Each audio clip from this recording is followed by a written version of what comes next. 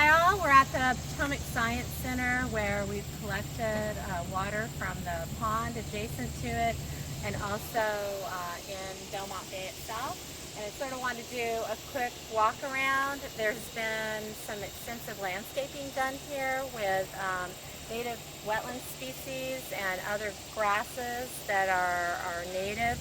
And there's also been a lot of green infrastructure stuff done at the Potomac Science Center, so we wanted to do a quick walk around, point out some of the plants and also the features.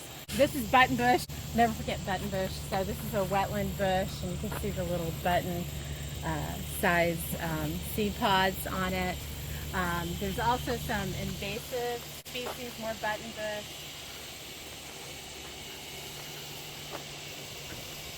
The mimosa plants. There's several of these around this pond. This pond predates the Potomac Science Center, and so there's a lot of mimosa growing around it, and it's just too big to really efficiently and effectively remove it.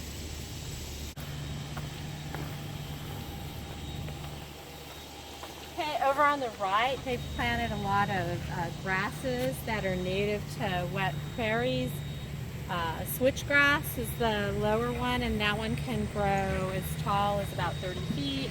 And then the higher one with the sort of the turkey foot seed pod is big blue stem.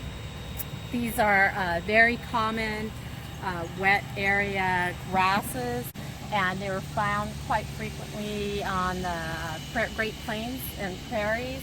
And the ecosystem there was one with bison and all these grasses, and was very effective ecosystem. So you can see that there's some volunteer trees that have come up. This is a sycamore tree that is a bottomland forest tree that likes growing close to water bodies, in this case the pond. Another one down here, tulip tree. You can see the tulip-shaped leaf pattern on it. Is another bottomland tree.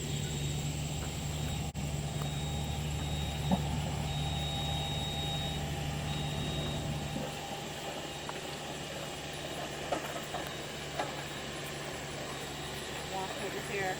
So the next feature I want to show you is the cistern. You can see we're walking up on it. So it's a cisterns are water storage, stormwater storage, and so you can see there's a pipe coming off the top of it, which is taking water that falls on the top of at least one section of this building and dumps it into this fairly large cistern. And because we've had sort of this excessive rain, there's still a lot of water, or still water flowing from the building and going through and coming out the bottom, and then there's overflow. The cistern is open on the top, so it can come out, the water can come out the top part of the pipe, but what's happening is that it's coming or draining down and coming out really slowly on the bottom because it's not raining right now. So this water, there's a pump system associated with this. We'll walk up and see it. So this water can be used to water different areas on site, so they don't have to use a lot of water and waste that water.